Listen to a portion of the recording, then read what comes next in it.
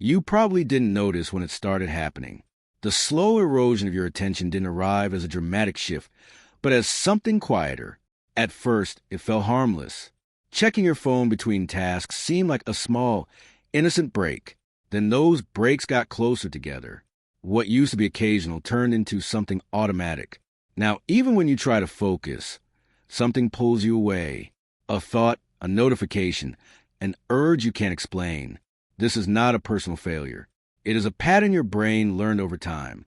Every time you switched tasks, your brain adapted. Every time you chased a distraction, it got reinforced. What it learned was not focus. It learned interruption. Your brain is not broken, but it has been trained. And anything trained can be retrained. Most people try to fix this with willpower. They try to focus harder in the same distracting environment. That never works for long. Because environment always beats intention.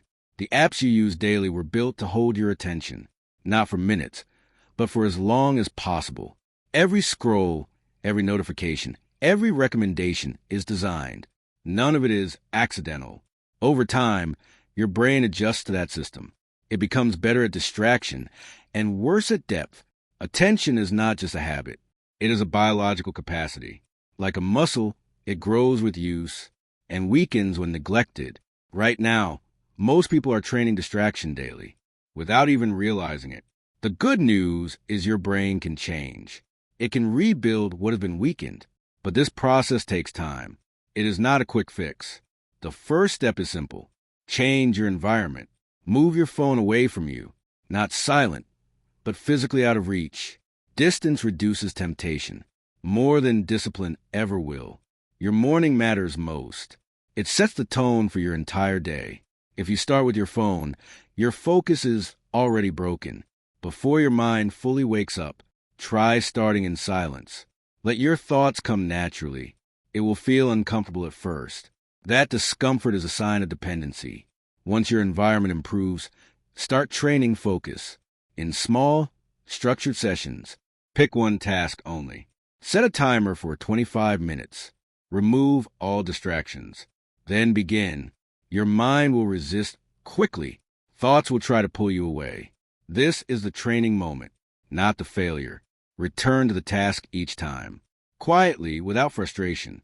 Each return builds your attention. Like a repetition in the gym. Over time, it gets easier. Your mind stays longer. But the real challenge is outside these sessions. In everyday moments. When you feel bored, you reach for your phone, almost automatically. These small moments matter. They shape your baseline attention. If you fill every gap, your brain forgets how to be still. Stillness starts to feel uncomfortable. To fix this, allow boredom. Do nothing for a moment. Notice the urge without acting on it. Let it rise and fall. It will pass, and something else will appear, a sense of calm, a return to the present. This is where clarity begins. Not in noise, but in space. Another powerful habit is focused thinking, especially during simple activities. While walking, think about one problem. Hold it gently in your mind.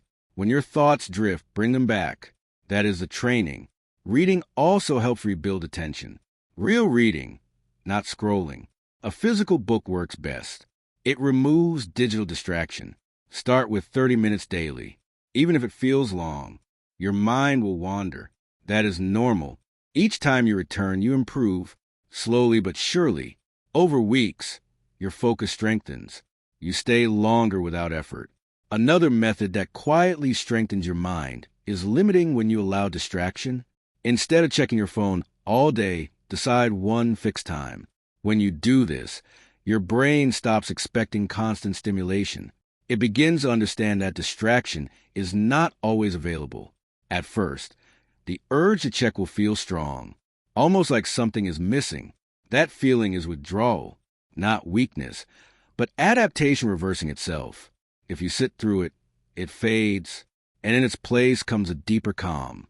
Your thoughts become clearer, less scattered, more connected. You begin to notice ideas forming naturally, without forcing them. This is how real thinking returns. Slowly, then all at once.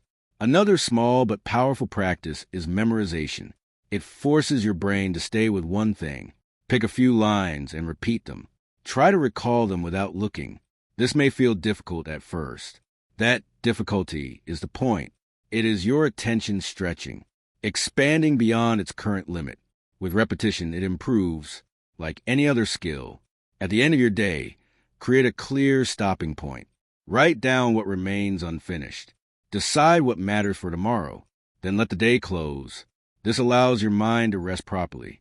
And rest is essential for focus. Without rest, your brain becomes foggy, slow and unfocused. With rest, it sharpens again, ready for deeper work. As these habits build, something begins to shift, not suddenly, but steadily. The urge to check your phone weakens. Your control increases. Moments feel different, more complete, less rushed. You begin to experience life fully again, not partially.